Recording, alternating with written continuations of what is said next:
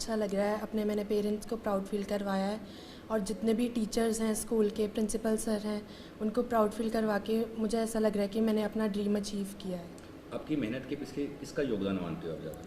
Sir, अपनी मेहनत के पीछे मैं सबसे ज़्यादा योगदान अपने टीचर्स का मानती हूँ, क्योंकि उन्होंने मुझे पूरी जर्नी में बहुत ज़्यादा सपोर्ट किया है, मेरे डाउट्स क्लियर किए हैं और साथ ही साथ पेरेंट्स का भी बहुत बड़ा सपोर्ट रहा है।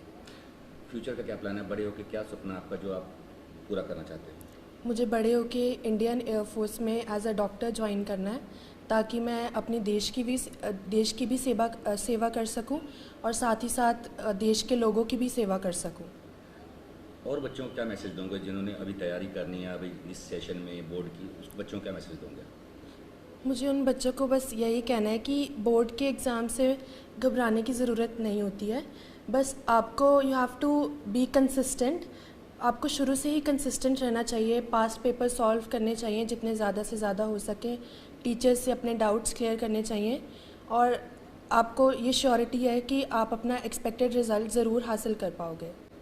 सर, इसका जो स्कोर आया, जैसे हम प्री बोर्ड्स वगैरह या पहले प्रेपरेटरी एग्ज़ाम्स लिए, तो ये बच्ची हमेशा ही पहले 1-2 नंबर पे ये रही।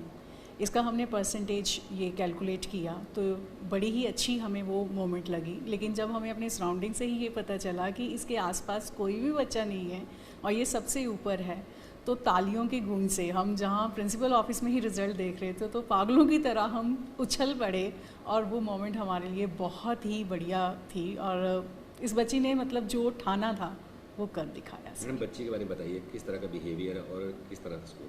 सर, सृष्टि जैन एक बहुत ही कूल, काम, बहुत ही एक जिसको कहते हैं कि सुलझी हुई बच्ची है।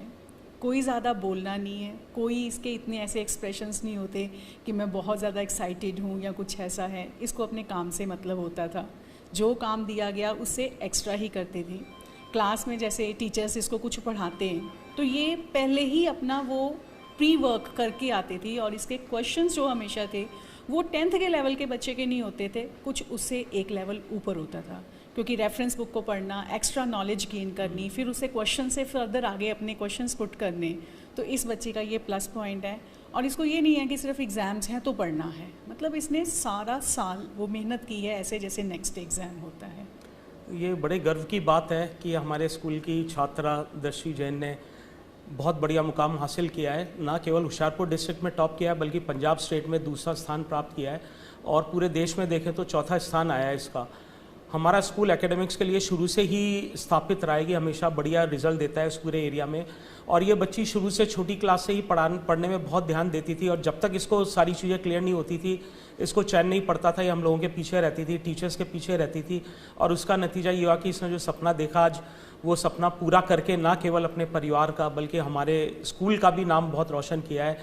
देश के अंदर चौथा स्थान पाना बहुत ही गर्व की बात है। मैं तो ये कहूँगा बल्कि हमारे लिए तो एक बहुत बड़ा सरप्राइज़ और शॉकिंग न्यूज़ था कि हमारे स्कूल का बच्चा देश में चौथे नंबर पे आया और स्टेट के अंदर दूसरा नंबर, होशियारपुर डिस्ट्रिक्ट में first number. We are very proud of her, we wish her all the best.